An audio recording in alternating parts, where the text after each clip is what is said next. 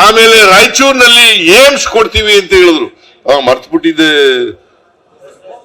Bosaraj.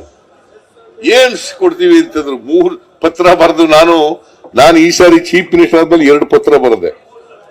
AIIMS ಕೊಟ್ರಿ ರಾಯಚೂರಿನಲ್ಲಿ ಅಂತ. ಎಲ್ಲಿ ಶರಣ್ ಪ್ರಕಾಶ್? ಬರ್ದಿದ್ದೀನ ಇಲ್ಲ?